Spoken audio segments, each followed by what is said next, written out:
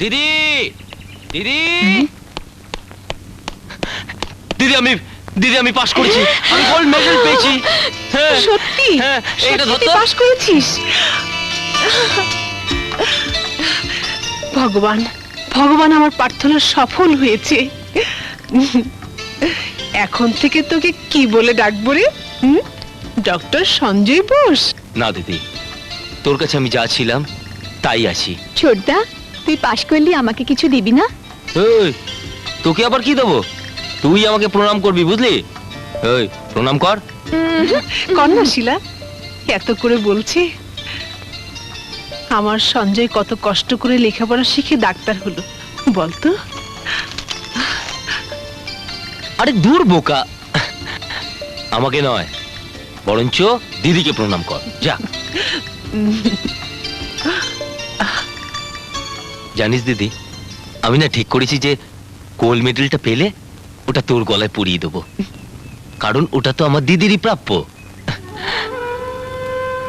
আজ আমার কি ইচ্ছে করছে জানিস?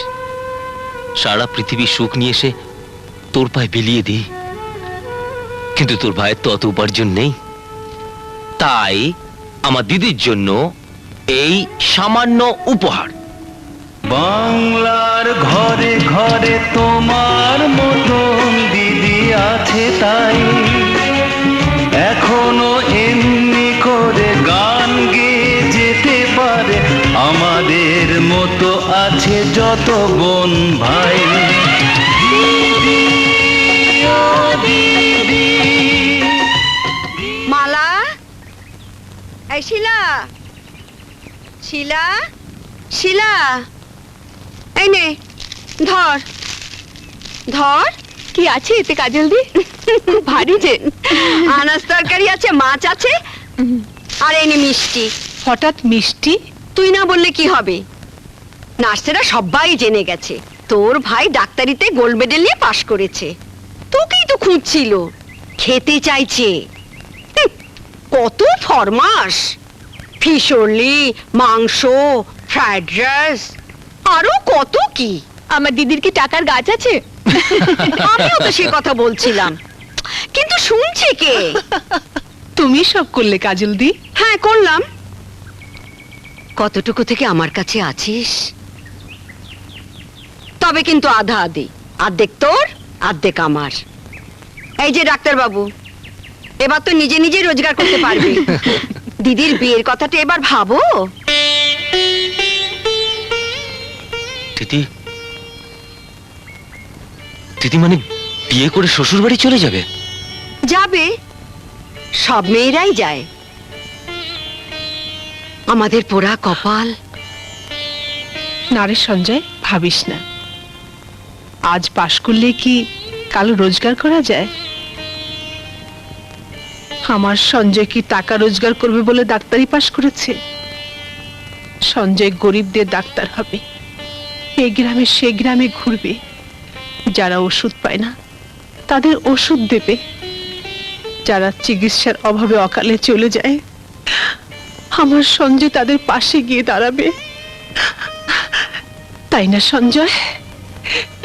তখন সঞ্জয়ের দিদি নার্স মালা পাশে পাশে থেকে তাকে ভরসা দেবে, সাহায্য করবে। তারপর শিলা ডাক্তার হলে আমার ছুটি। কনগ্রাচুলেশনস। তারপর এরপর কি করবে? আগে ট্রেনিংটা সারবো, তারপর প্র্যাকটিস করব। ব্যাস, একজন সাধারণ ডাক্তার হয়ে পয়সা রোজগার করবে। কিন্তু আমরা যে অনেক আশা নিয়ে বসে আছি বাবা, তুমি বিলেত যাবে, বড় ডাক্তার হয়ে ফিরে আসবে। হ্যাঁ, কিন্তু আমার দিদির ইচ্ছে আমি এখানে থেকে গ্রামে গঞ্জে ঘুরে ডাক্তারি করি। আপনারা তো জানেনই, এখনো গ্রামে তেমন ভাবে ভালো ডাক্তার পাওয়া যায় না।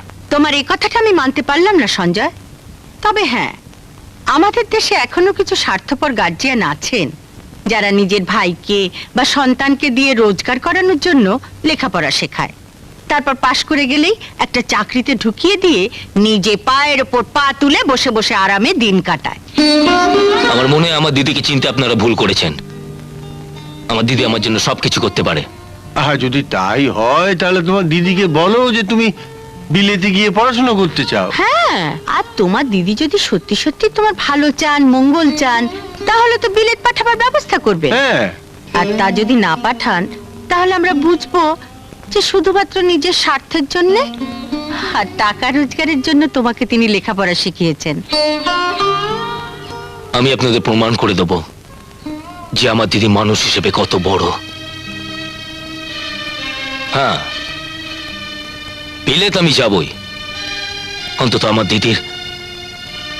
দিদির মান সম্মান রক্ষার জন্য বিলেত আমাকে যেতেই হবে। মা, সঞ্জয়কে তার দিদির বিরুদ্ধে খেপিয়ে দেওয়াটা তোমার একদম উচিত হয়নি।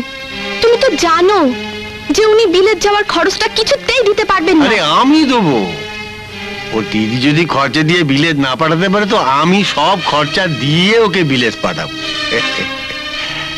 তার আগে একবার দেখি ওর দিদি কি বলে। সেদিন তোমার আমার হলো পরিচয়।